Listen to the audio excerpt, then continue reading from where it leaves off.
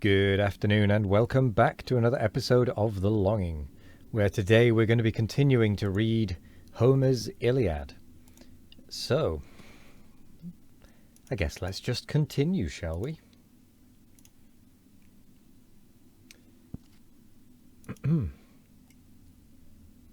Full on the sire, the goddess of the skies, rolled the large orbs of her majestic eyes, and thus returned, austere Saturnus, say, "From whence this wrath, or who controls thy sway? Thy boundless will for me remains in force, and all thy counsels take the destined course. But 'tis for Greece I fear, for late was seen in close consult the silver-footed queen. Jove to his Thetis nothing could deny, nor was the signal vain that shook the sky. What fatal favour has the goddess won, to grace her fierce inexorable son? Perhaps in Grecian blood to drench the plain, and glut his vengeance with my people slain. Then thus the god, O restless fate of pride, that strives to learn what heaven resolves to hide. Vain is the search presumptuous and abhorred, anxious to thee and odious to thy lord. Let this suffice, the immutable decree, no force can shake what is that ought to be.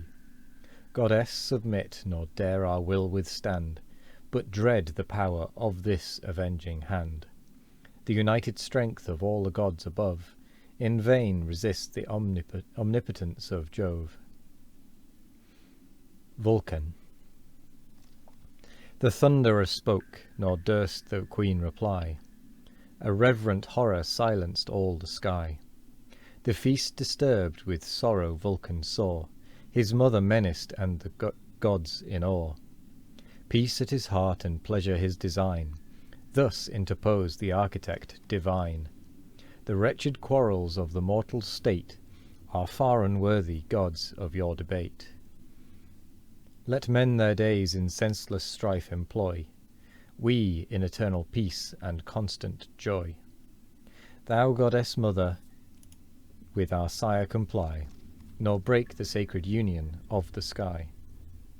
Lest, roused to rage, he shake the blessed abodes, launch the red lightning and dethrone the gods.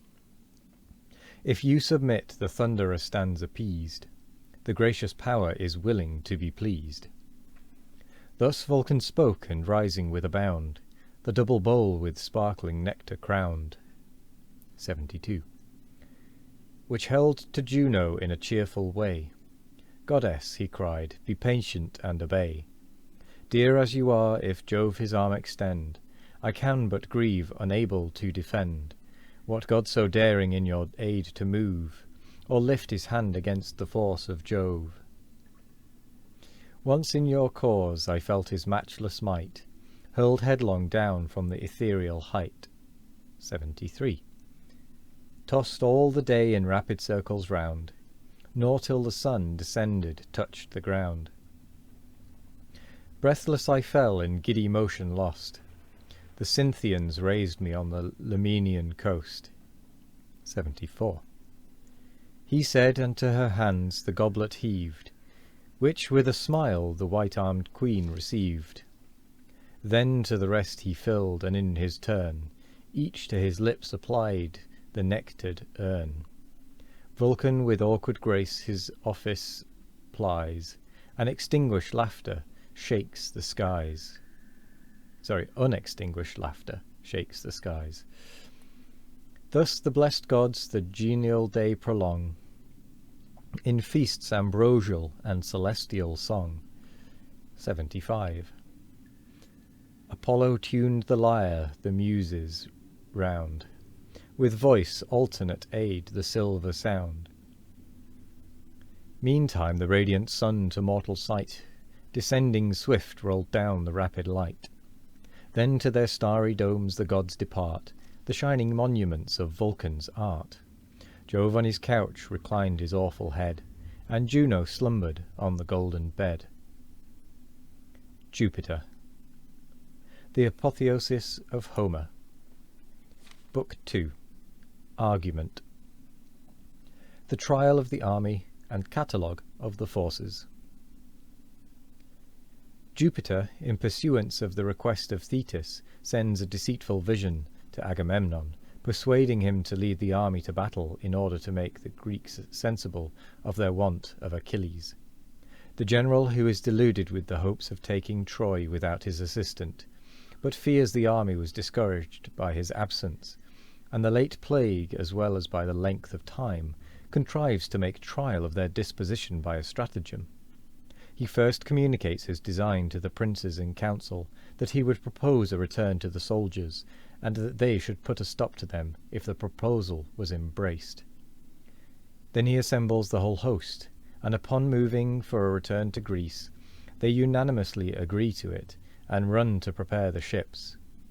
They are detained by the management of Ulysses, who chastises the insolence of Thersites. The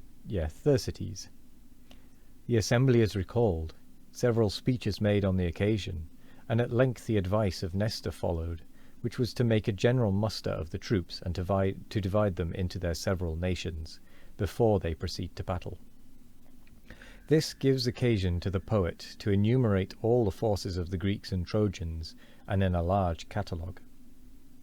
The time employed in this book consists not entirely of one day. The scene lies in the Grecian camp, and upon the seashore. Towards the end it removes to Troy. Now pleasing sleep had sealed each mortal eye. Stretched in the tents the Grecian leaders lie. The immortals slumbered on their thrones above, all but the ever-wakeful eyes of Jove. 76. To honour Thetis' son he bends his care, and plunge the Greeks in all the woes of war. Then bids an empty phantom rise to sight, and thus commands the vision of the night. Fly hence, deluding dream, and light as air. 77. To Agamemnon's ample tent repair. Bid him in arms draw forth the embattled train, lead all his Grecians to the dusty plain. Declare e'en now 'tis given him to destroy the lofty towers of wide-extended Troy. For now no more the gods with fate contend, at Juno's suit the heavenly factions end. Destruction hangs o'er yon devoted wall, and nodding Ilion waits the impending fall. Swift as the word the vain illusion fled, descends and hovers o'er Atrides' head, clothed in the figure of the Pylian sage, renowned for wisdom and revered for age. Around his temples spread his golden wing, and thus the flattering dream deceives the king. Jupiter sending the evil dream to Agamemnon. Canst thou with all a monarch's cares oppressed, O Atreus' son, canst thou indulge the rest? 78. Ill fits a chief who mighty nations guides, directs in council and in war presides, to whom its safety a whole people owes, to waste long nights in indolent repose. 79. Monarch awake, 'tis Jove's command I bear, thou and thy glory claim his heavenly care.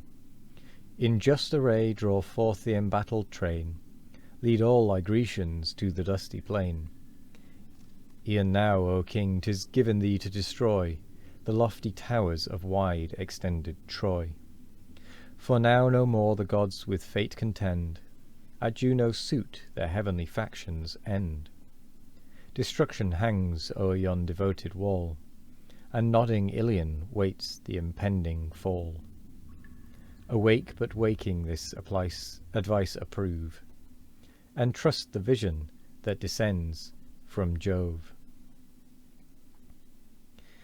And with that, we're actually going to end the reading, because we are getting close to the end of the episode, and we wouldn't have time to get to the end of the next page anyway. So we're pretty much just going to end it here. So, with all that in mind, I will say thank you very much for joining me today. I hope you all have a wonderful morning, evening, afternoon or night. No matter what time of day it is, I hope you all have a wonderful one of it. And as always, we will be back tomorrow for more of The Longing. Goodbye.